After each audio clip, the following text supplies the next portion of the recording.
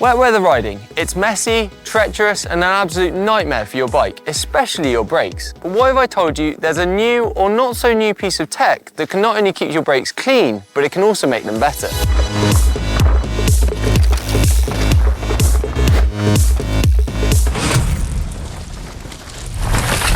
This year's World Cup racing was some of the most exciting, but also the wettest. With snow in Poland and then axle-deep ruts in Ligier, the time for wet weather tech had arrived. Enter the Rotor Guard.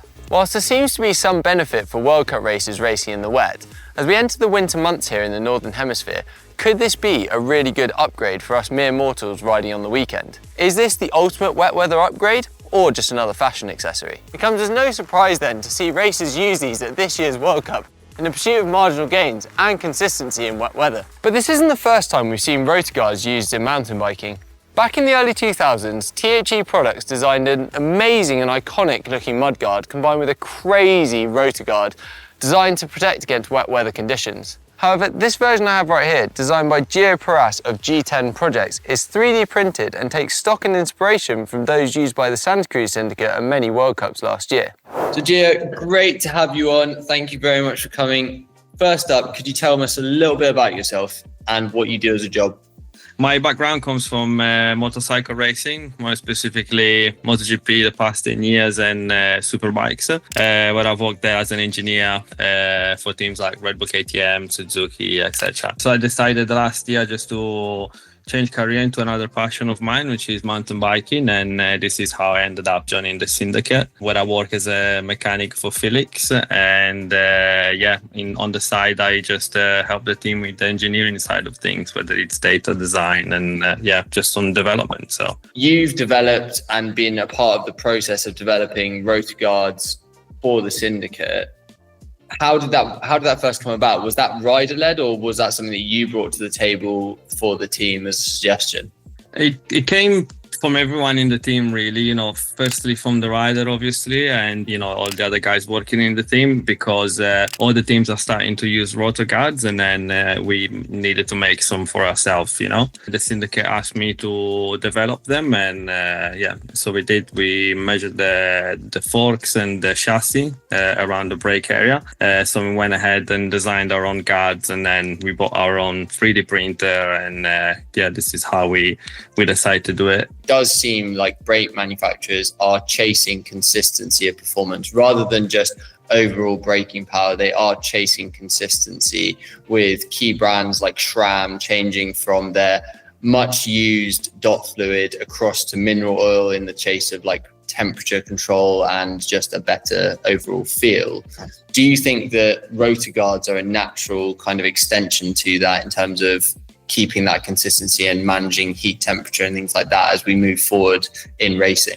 You go down the track, you've got one run to make it count, and then if you have some mud or water stuck into the brake system, then you go into the next braking point and you can't brake properly, then it means you're getting off track or you cannot hit the perfect line and etc. So having something like this that keeps from the mud and keeping the temperature right in place, it's definitely a huge help. You can see how things can go wrong very quickly on a downhill run, where like you can be the fastest and the best rider on out there, but then if you're not finishing that run, or if you make a mistake because of something like very marginal, it takes you out of the track or stops you from performing. It's definitely like necessary. If the rider go off the starting gate and the brakes are cold, and if you have a rotor guard, you can have like a couple of the first braking points. Then once the temperature's reached a certain level, then your brake can be more efficient all the way down the track. This is how we're looking into it at the moment. Also for enduro racing, being the UK and with the weather we had for the past few days, it's nothing worse like when you're just riding in the mud and you go through a paddle and then your brakes don't work. I mean, you're not racing because obviously you're not, but it's also the enjoyment of riding your bike. You don't have to be out there riding in those conditions, but if your bike then works a little bit better and it makes it also safe for you, then that's a good thing, Also, it's not that you put in, it's like when you put a mud guard on the bike, you put it on and then it's not that you're just gonna keep dry all day, or you're not gonna have the mud in your face. You're still gonna have some of that, but it's just another way of trying to reducing it and to make the bike, your ride more enjoyable. As simple as that. obviously your new project, which you've taken some of that knowledge and all of the background from the racing, and you've actually developed a similar version, but for trail bikes with like slightly different modifications specifically for trail bikes and for the general public, right? I've had quite a lot of friends and people that I know contacting me and asking like, hey, why don't you make this for the 38s, you know, for the trail bikes? It'd be great, you know, coming into winter. First, I didn't really think about it much, but then I started with the design, and then I got a 3D scanner where I scanned all my Fox 38s and Åhlin's forks and whatever I could get my hands on. And I started making the first prototypes, and and then that's how we have them now, and we're working on the other ones. So it's just mainly like from people requesting friends, like as a bit of a fun project, and then now having a bit of time on my hand after the season. So we putting some of this effort into making them available for everyone, really, with this bad weather coming in. Thank you very much, Gio, for coming on, and thank you very much for giving me one of your Rotor Guards to test out and really put this to the test. If you guys haven't checked it out already, definitely check out Gio's website. I'll put in a link in the description below, and you can check out his Rotor Guards and his designs. But thank you very much for that, and I will get back to testing the bike. So it seemed that World Cup racers are using Rotor Guards more and more in World Cup racing. But does that mean that we should be using them? It would be fair to say that World Cup racers are travelling faster and are more in tune with their bikes.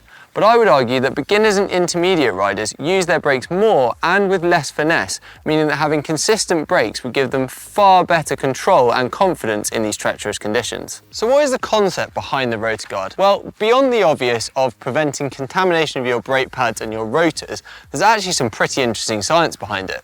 First up, let's talk about heat. Just as brakes fade when they get too hot, they also don't operate as well or consistently when they get cold or have a sudden change in temperature. An example of this is when you're riding down a trail, your brakes have warmed up through braking, and then you go through a puddle which splashes water up, suddenly changing the temperature and cooling them off. This will result in an inconsistent brake feel and potentially a lack of bite. This wouldn't happen if you were running a Rotor Guard. Conversely, Rotor Guards can also be designed to help direct airflow, helping with cooling of your brakes to improve consistency and heat management in hotter races. So it would seem that heat management can be controlled by a Rotor Guard. Another slightly more obvious benefit to running Rotor Guards is protection. Rotors and calipers are incredibly flimsy and they're close to the ground. By running Rotor Guards, it would help to prevent against rock strikes which could bend your calipers and be costly and potentially ruin your ride. As I mentioned before, the key benefit to running Rotor Guards is preventing brake contamination. This is where mud and debris comes up off the trail, gets into your rotors and your pads, reducing the effectiveness and potentially ruining your ride. Another added benefit to running the Rotor Guards is also keeping your rotors dry. When your rotors are dry, they're able to bite better and more effectively, improving your confidence and your ride feel out on the trail. So that's quite enough science for my liking, and I like to put these things truly to the test out on the trails. Believe it or not, today is a winter's day here in the UK, and despite the fact that it doesn't look overly wet, it is definitely cold, and I know a trail that's definitely going to put these through their paces. The test is simple. I'm going to do 6 runs down this trail, 3 runs without and 3 runs with. The main measure of this test is going to be off feel. I'm going to be riding it and see which one feels better, but just for you guys, I am also going to put it against the clock, taking an average of the first 3 runs and the second 3 runs to see which one's more consistent and also which one's faster. Right, onwards.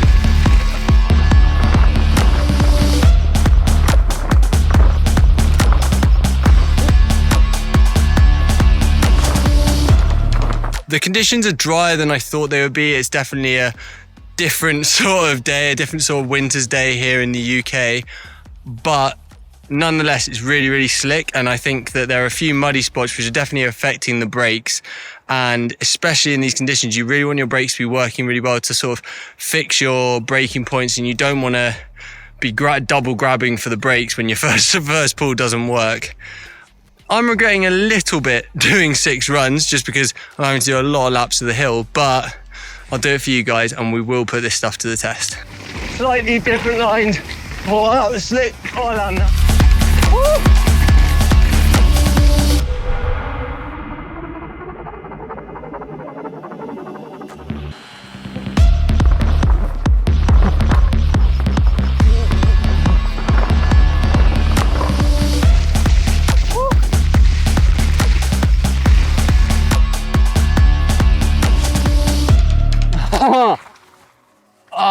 So there we have it. Those are my first 3 runs without the Rotor Guard, and I mean, as expected, kind of few different changes in my consistency of braking as I went through the puddles. Definitely feels like you don't get as much bite as you go through a puddle immediately afterwards. Obviously, it does burn off quickly and you do return to sort of getting that normality, but when you're doing a race run or when you're pushing hard, you don't want to be thinking, is my brake going to bite? You really want to have that sort of consistency throughout. So I'm excited to put the Rotor Guard on now, do a few runs and see if it makes any difference. I've taken the wheel out just to make my life a little bit easier, but it's got 2 really nice ridges on this Rotor Guard, sort of for the cable tie design to make it nice and sleek. Pretty easy to fit, should be easy enough. So we'll put it on here.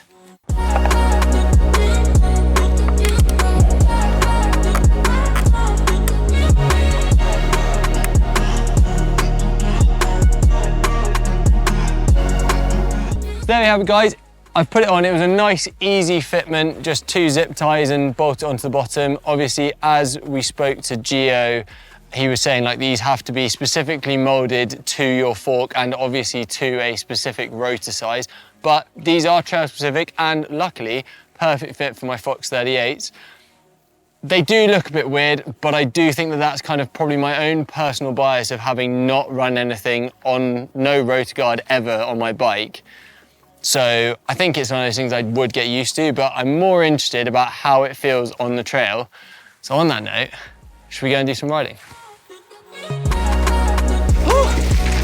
Oh, little hop here, in, down there, oh, jump, oh.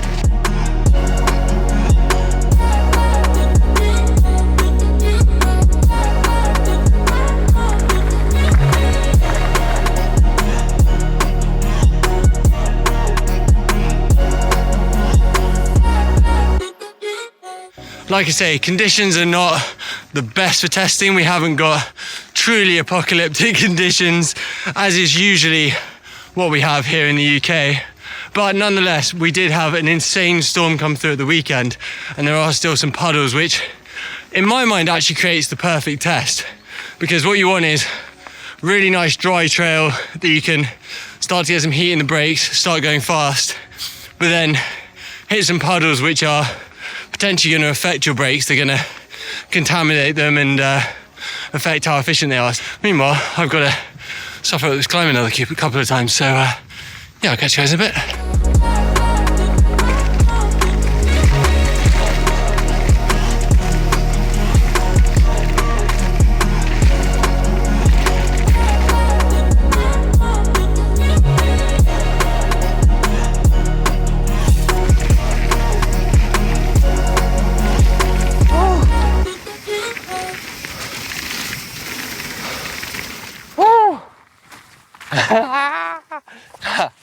So there we have it. Those are my 3 runs with the Rotor Guard, and that's my total of 6 runs done. I'm going to throw back to the studio now. We're going to go through all of the GoPro times and work out exactly which one was faster, and I'm also going to run you guys through how I felt about riding it, how it felt when I was running down those second runs versus the first runs. But yeah, we're going to get into it back in the studio. Right, we are back in the shed after what was a very cold but not so wet day on the trails. Not the best test for the Rotor Guard, however, I did get some really good ride impressions having done back-to-back tests with and without the Rotor Guards.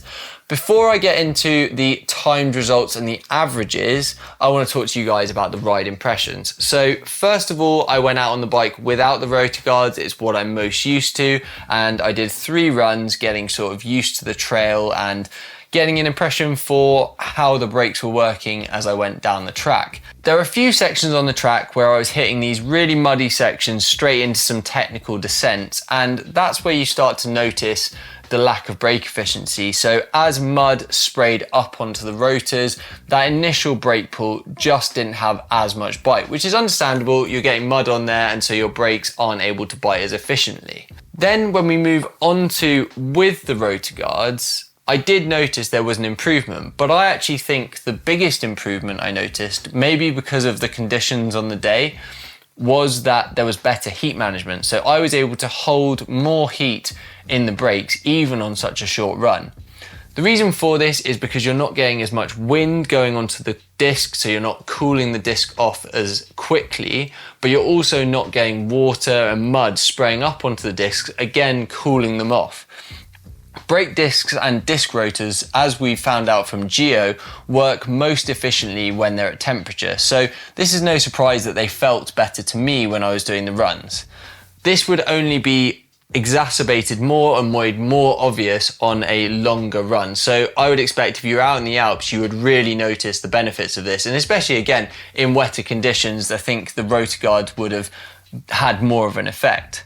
Moving on to the results. Now, I don't take too much stock in these because it's really hard to be consistent in timed runs, especially in those wet conditions, and especially when you're trying to draw parallels of using a Rotor Guard and not using a Rotor Guard. I put much more stock in ride feel and therefore how much confidence it gave me riding rather than the results. But for those among you who care about the times and want to go faster, I will say that I was 1.7 seconds on average faster with the Rotor Guards than without.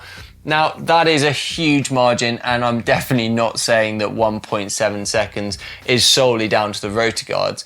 I was on my 6th lap of that track, so I was learning the track and I was getting more confident with it, finding gaps and finding lines that I previously hadn't in my other runs. Although I can't say that all 1.7 seconds were because of the Rotor Guards, what I will say is the improvements in brake efficiency and thus my braking confidence definitely helped me to go that little bit quicker.